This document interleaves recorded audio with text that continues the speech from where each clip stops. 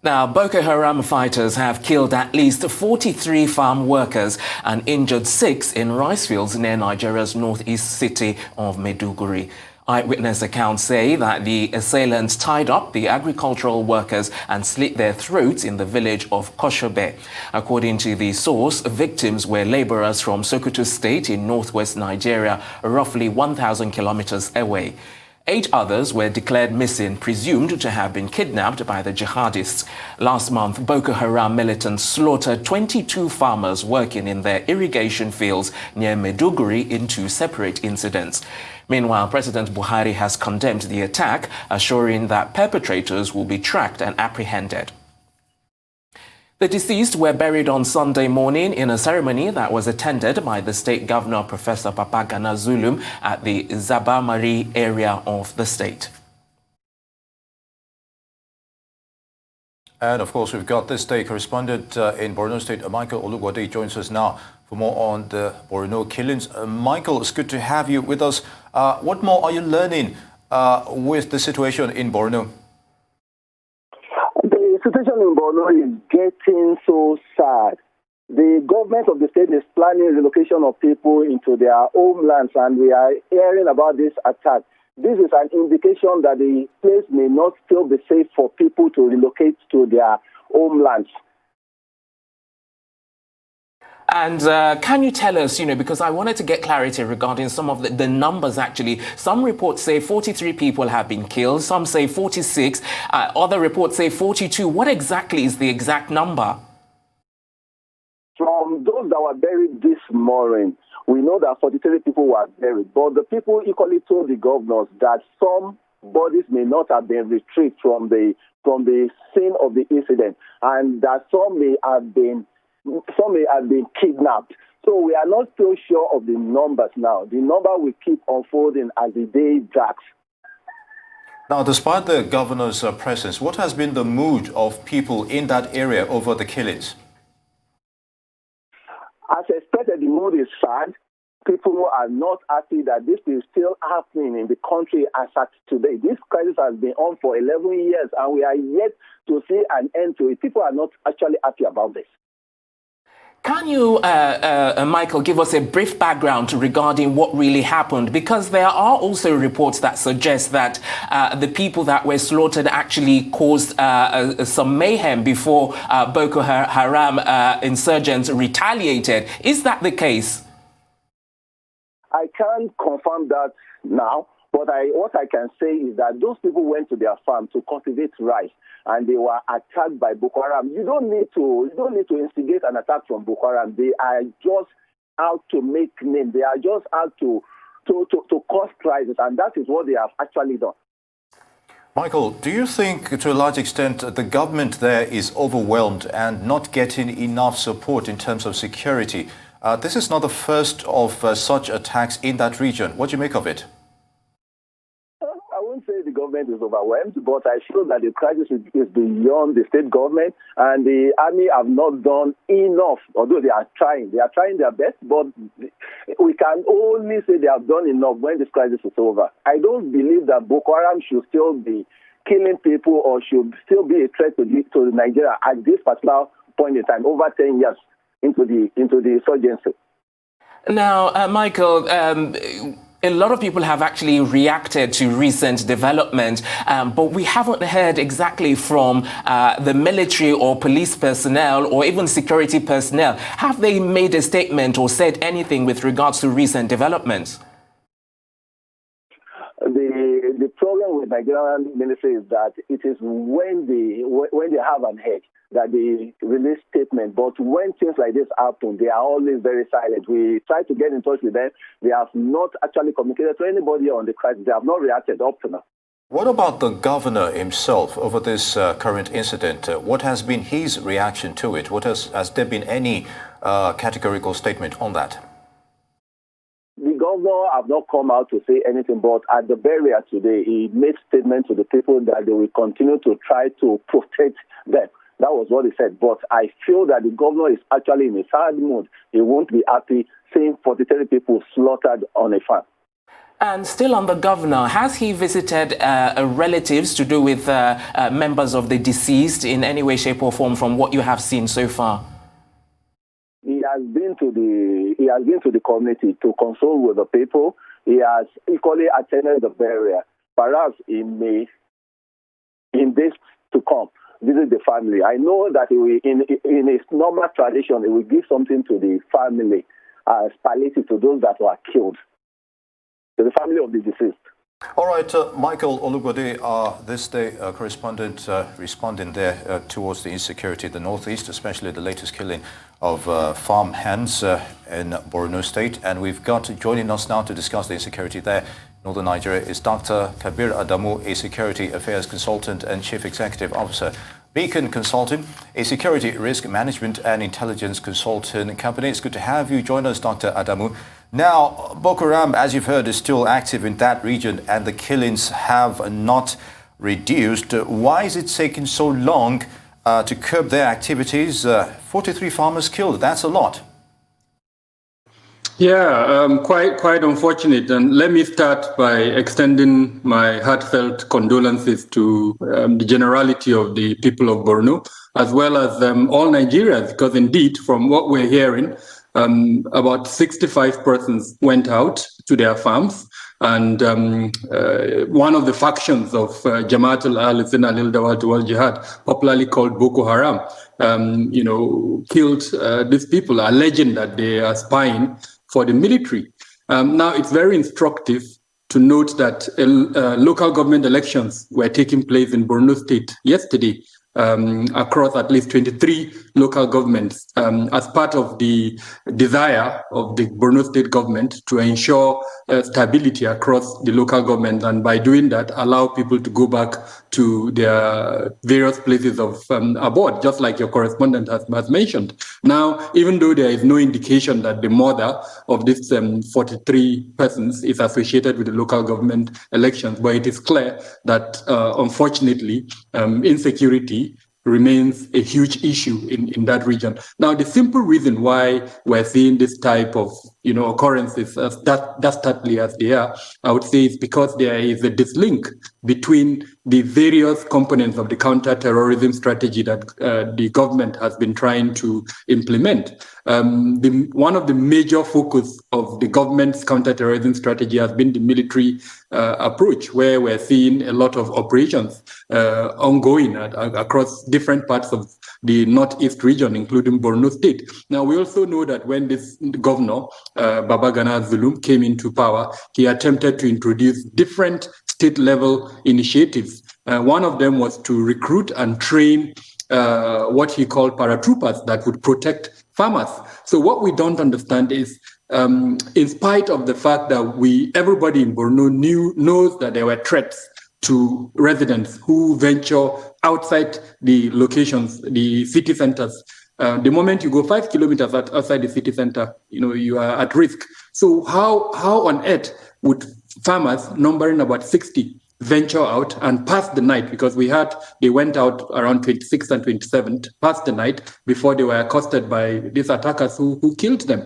So there is some form of dislink between all of these approaches, both the kinetic approach as well as the state-level approach that is being exploited by the attackers. It's also very important to note that none of the two factions of Boko Haram has as yet claimed this attack, even though based on what we know, that part of Borno State is being controlled by ISWAP, as it were. So it's very likely that it is the Islamic State in West Africa province that carried out this attack. Now, Dr. Adamu, I would like to ask you, as a security expert, how Nigeria as a country can actually put a stop to terrorist activities by Boko Haram, because this is not the first incident. There's been incidents, in the past few years, and it's always terrorist activities that bring about insecurity in Nigeria. So, as a security expert, what would be your suggestion to the current administration regarding what can be done to put an end to some of these killings? At the risk of sounding like a broken record, because these things are not rocket science, unfortunately, and we've repeatedly mentioned them. For you to win terrorism, you have to win the hearts and minds of the residents where you are implementing a counter-terrorism strategy. And by winning their hearts and minds, they would support the counter-terrorism strategy. Now, what we've seen over time, unfortunately, and this is reflected in the recently released GTI Global Terrorism Index, where Nigeria occupied position 3. That report showed clearly that where terrorism strives is where the groups that are perpetrating or implementing this whatever terrorism strategy they are able to exercise influence. Now, attacking farmers and saying we were killing them because they are spying for the military authorities is sending a message to the residents and other residents in other locations that if you support the counterterrorism strategy, we would come and kill you. So the only way that the government would show that they are actually supporting this, implementing the counterterrorism strategy in a manner that would allow the people to support it is to protect them. And that means, like I said earlier on, we should have a coordinated approach where protection is the underlying factor.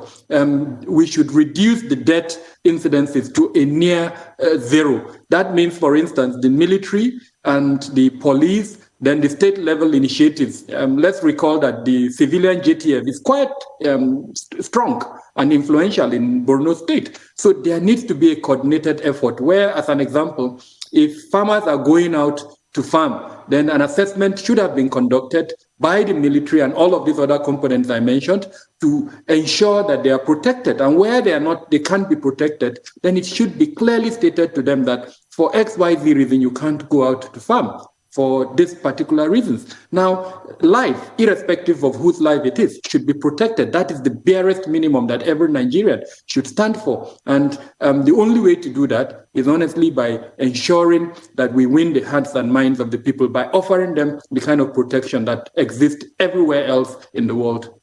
Indeed, Dr. Adamu, and this is not the first time you and I have spoken about this some time ago. Interesting, you mentioned hearts and minds and coordinated approach. But how proactive are Nigeria's intelligence sources? Are leads being acted upon when they come in? We saw how the US was able to extract its own citizen without a hitch on the northern fringes of Nigeria's border with Niger. What does that tell you? Leah Sharibu is still being kidnapped and she's still a hostage. I honestly would recommend a review of the Nigerian intelligence capabilities. All wars are either won or lost as a result of intelligence. Now, so much has happened in Nigeria that would tell me something is wrong with our intelligence capabilities. Starting from NSAS, it appears we were caught off guard to the insurgency that is ongoing. Of course, we were told that the persons who killed the farmers were moving, and we're not talking of 1, 2, 3. These are several attackers. So if our intelligence capabilities, and by intelligence capabilities, I'm not just talking of human intelligence, I'm also talking of technical intelligence. This is not the forum to speak about the type of technical intelligence, but then we should have the capability to observe movements that are unaccounted for, and then not only observe them, deploy. And so there must be a coordination between the intelligence capability and then our response capability. The objective of intelligence is to forewarn you. And when you are forewarned, then you can now take adequate measures. If you don't have that capability, then it means you will be playing catch up. And so in this instance, we know that we're actually playing catch up. The people were slaughtered, and it is now that our security agencies are going after the persons that slaughtered them. I know from the intelligence at my disposal that the security agencies are going after those who conducted this dastardly act. Now, whether they will be arrested or not, the point is that we're playing catch up. The essence of intelligence is prevention. And so I would strongly recommend that we review our intelligence capabilities. If something has happened to those capabilities that has made them redundant or incapable, then this is the time to reject them. Having said that, I know that from the various agencies that we have within the intelligence community, starting from the Office of the National Security Advisor down to the DSS, that they have enormous resources and they do provide some of this intelligence. Now, whether those that receive the intelligence are using the intelligence. That's another thing, unfortunately. Then there is also the issue of rivalry within some of these intelligence organizations that needs to be addressed. So an entire review that would look at all of this, starting from collection through to collation, then to analysis of the intelligence, as well as the dissemination of that intelligence, then the unhealthy rivalry within the sector needs to be addressed. And unfortunately, this is not the forum to speak in details about this. But what this tells us clearly is that we're playing catch up, and that means our intelligence capabilities have some issues that need to be addressed. And Dr. Adamu, I'd like to gauge your thoughts now regarding some of the people that have actually reacted to these recent killings. First and foremost, the President Muhammadu Buhari, he has expressed grief regarding these terrorist killings, and he called it insane. And Atiku Abubakar, former Vice President, also reacted as well. He called it heartbreaking, and that words fail him, and that the lives of all of our citizens should be worth much more than this. How do you react to these recent reactions by senior people here in Nigeria? They are exactly that. They are reactions, and they are our leaders, and so we expect that kind of reactions for them. But like I said earlier on, the barest minimum that every citizen expects from the government is the protection of lives and property. And so, despite these reactions, we hope and expect concerted effort by everyone in leadership to ensure that Nigerian lives and properties stopped being killed and destroyed.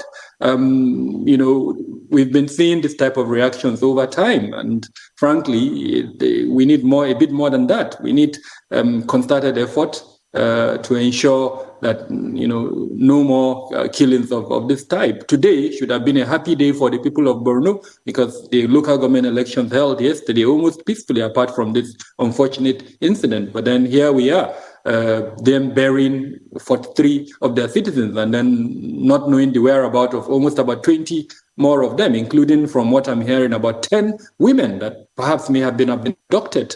And like I said in my opening remarks, some of these persons are itinerant farmers that moved from the northwest, from places like Katsina, Sokoto, and several other parts of the northwest, and they come during seasonal periods like this to Borno State to farm. So if some of us Nigerians think that this doesn't affect us, it does. Some of these victims are not necessarily from Borno State. They are from other parts of Nigeria.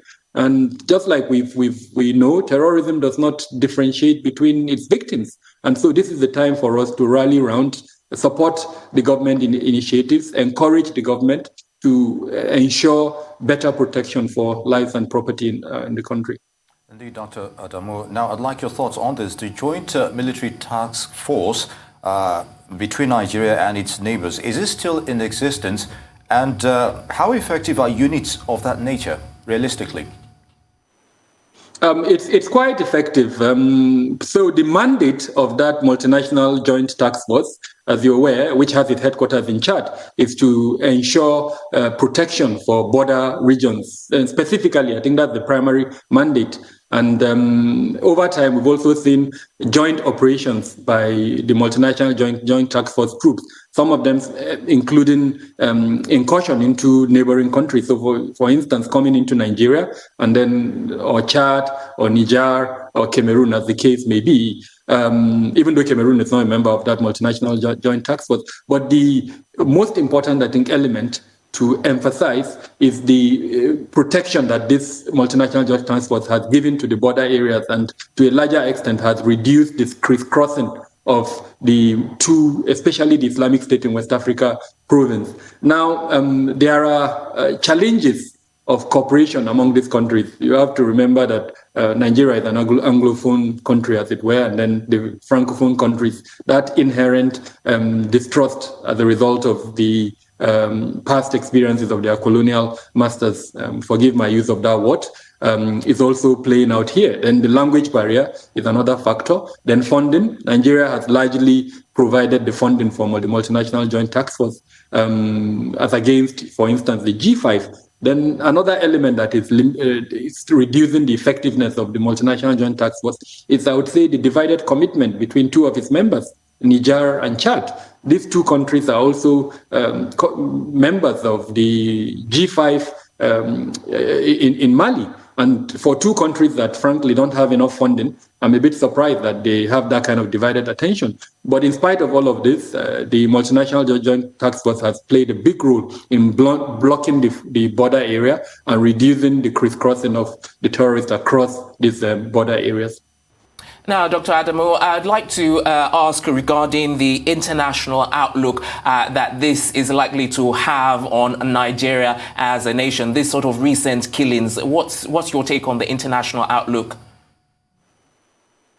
Nigeria is the regional superpower, and as a regional superpower, it is expected to demonstrate capacity and capability for a lot of things, including, the standard of life and quality of life of its citizens. And beyond that standard and quality, it's the protection of that life. So anywhere such incidences happen and you have a situation where 43 of your citizens are killed, it definitely affects your standing, as a member of the Global Committee of Nations and your standing as a regional superpower. So definitely this issue would reverberate across the world. And of course, it will also reduce this global or regional image that Nigeria has over time. And so the emphasis, I would say, is how do we manage the situation? We're in a crisis situation. I expect the government to roll out its crisis management,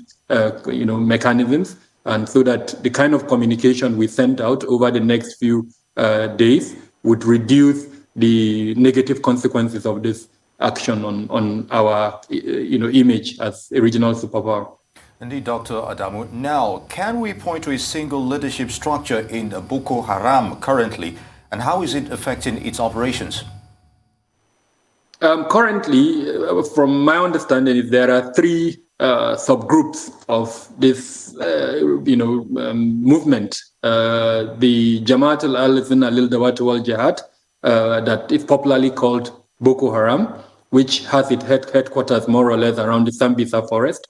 But because of the recent military onslaught, they have dispersed to different areas, including, unfortunately, some parts of the northwest. Then you have the Islamic State in West Africa province that has its operational headquarters more or less around the Lake Chad basin area, some of the islands on the Lake Chad.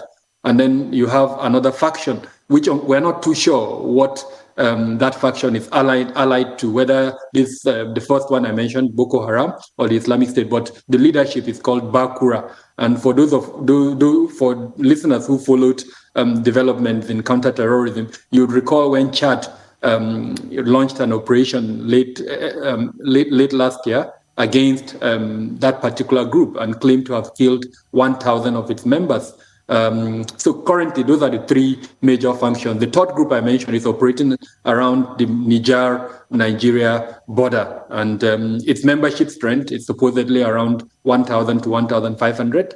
And then for the ISWAP, Islamic State in West Africa province, its membership strength is around 6,000 or thereabout. And then for the Jamaat al-Izn al-Dawat wal-Jihad, or Boko Haram, that is headed by Shekau, its leadership strength is about 3,000. So all in all, we're talking about 10,000, operatives for all of these three groups. And I mean, the question arises: how can 10,000 operatives be able to commit this level of atrocities over a period of 11 years, unfortunately? Indeed. And finally, Dr. Adamu, no doubt Boko Haram thrives on guerrilla warfare. We remember it once held sway over a large section of the northern region of Nigeria. But how do you explain the fact that it is still a potent extremist group to be reckoned with? So, like I mentioned earlier on, in the recently released Global Terrorism Index, the authors of that index identified one single factor as being mainly responsible for the thriving of terrorist groups, and that is their ability to exercise influence. And therein lies your answer. These groups are still able to recruit, they are still able to move around, they are still able to carry out the type of attacks we saw. Now, that is not in any way saying that our security agencies have not been working. They have been working, but like I said earlier on, they need to add an extra layer to the kinetic component that we're seeing. And we already have that layer at our disposal. Last year, in 2019, the Office of the National Security Advisor launched the Countering Violent Extremism framework. Now, that framework is a framework that has existed since 2014 when Nigeria launched its national counterterrorism strategy.